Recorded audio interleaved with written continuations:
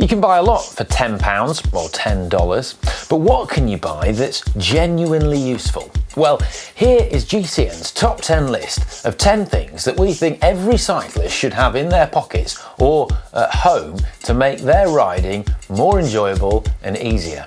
And yes, I'm filming this from inside my house because I'm currently self-isolating through the coronavirus outbreak. The show must go on.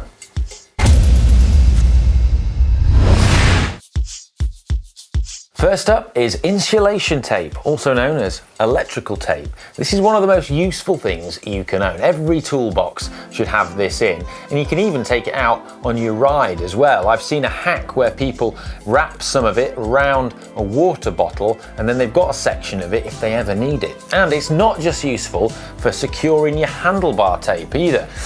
Oh no. This bad boy can be used for, well, securing lights where the bracket is broken, or wrapping around your shoe to keep it secure if your ratchet breaks on your shoe. There's a million uses for this stuff, and you won't know what you need it for until you do. Another good place to store insulation tape is around a CO2 cartridge. Also acts as a bit of insulation for when you use the CO2 cartridge. Simply wrap some around, and then you've got a section that you can use as and when you need it, easily stored in your saddlebag. Next up is zip ties or cable ties. These are Cy Richardson's favourite little fix-it-all, and for good reason. They have so many uses and they're really easy to fit inside your saddlebag. You could easily get, 2 or 3 in there, and they don't add any weight. Now, what makes these so useful is that they have really high strength once they're tied in. We've seen people secure chainring bolts. So when the chainring bolt has gone, they simply thread one of these through and tighten it up. Loads of hack and bodge submissions use zip ties. You can use them to tidy up your cables at the front of your bike, or secure a broken saddle clamp. There's loads of sort of get out of jail uses for these that will get you home if you need them. Just be careful, once you snip the ends off, they can become quite sharp.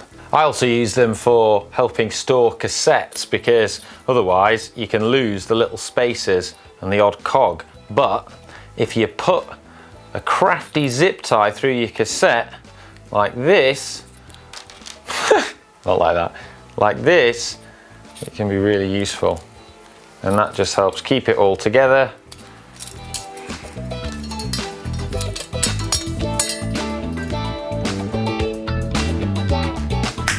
Grease isn't just the word, it's also a workshop staple. Now, most threads on your bike require grease, and for good reason. It helps stop them seizing. So next time you take your pedals off, I must have a pedal line around here. Here it is. Give the threads a clean and then apply some grease with your finger and put it back in. It should help stop it seizing.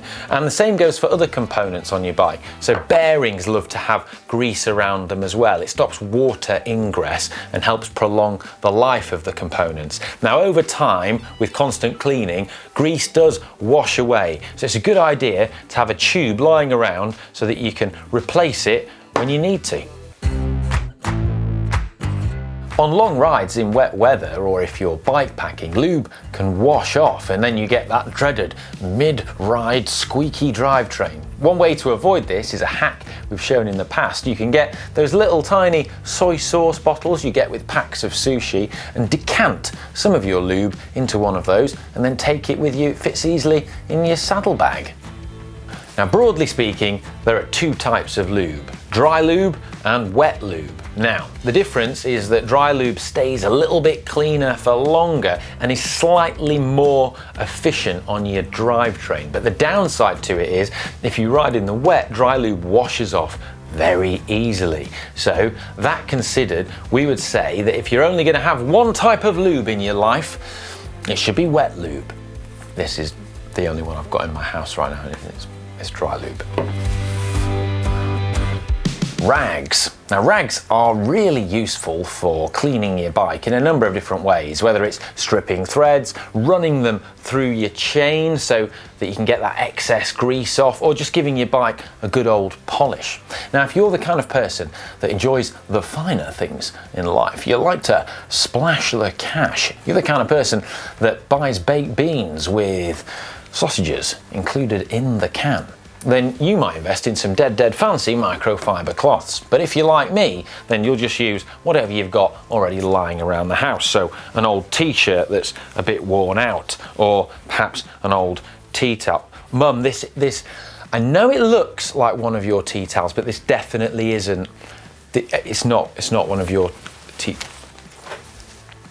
Now, my top tip is to have a few different ones. So one that you use exclusively on your drivetrain. Even when it gets really oily, it'll still be useful for taking off that worst of the dirt and grime that builds up on there just by stripping it over. And then have a separate one that you keep cleaner for sort of buffing up and polishing your frame. An ass saver.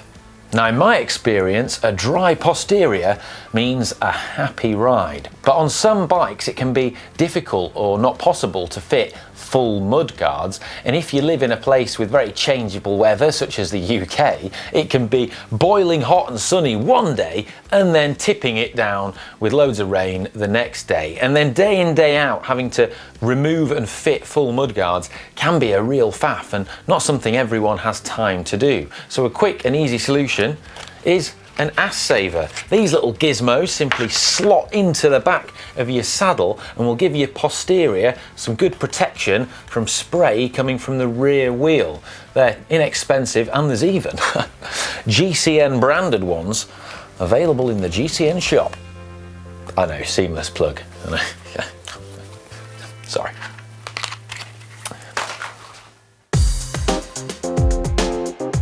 Spare batteries.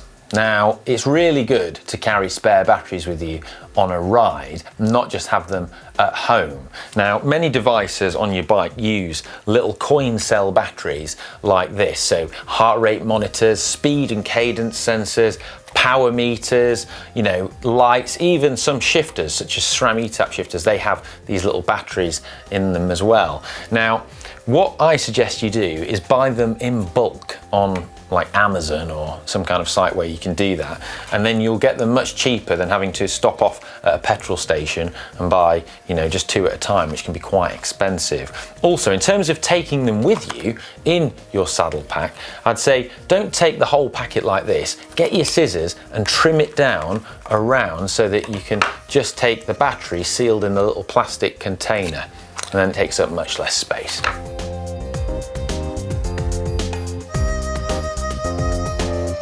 A puncture repair kit. Now, I know what you're saying. I don't need a puncture repair kit. I mean, who needs a puncture repair kit? I've got spare inner tubes. Yes, but how much did those inner tubes cost? I mean, you know what they say, look after the pennies and the pounds will look after themselves. Well, puncture repair kit isn't just about saving money, it's about saving the planet. I mean, recycling inner tubes and repairing them, well, it saves you a fortune, but it also saves the polar bears too, because it's better for the environment. And it's really easy to take your tubes home and then patch them up, and then you've got fresh inner tubes again to take out with you.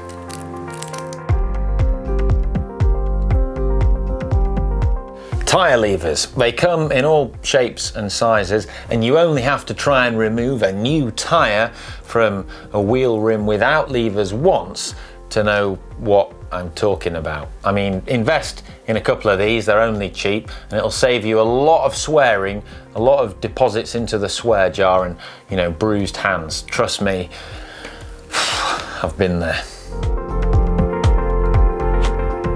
And finally on our list, the GCN app. I mean, I had to mention the GCN app on this list. It is free after all. If you haven't got it yet, then download it on the App Store or the Google Play Store, and it has all sorts in there, from sort of news, racing, tech, features, polls, all our content. You can vote on stuff like the bike vault, so I've uploaded a picture of my beautiful Orbea Orca OMX on there as well, so you can say whether it's a nice or a super nice. And we've got exciting plans for it in the future to do with racing. So you're going to be able to access racing in the app and then get notifications when things are happening, such as a notification bell for 10K to go on the stage, or when the riders reach a pivotal climb. It's going to be really exciting.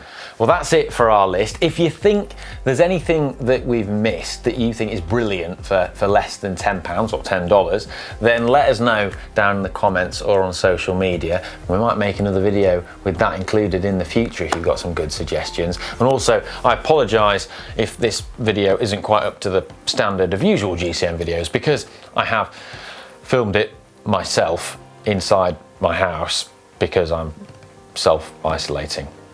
Anyhow, if you have enjoyed it, then please give it a like and share, and I'll see you next time.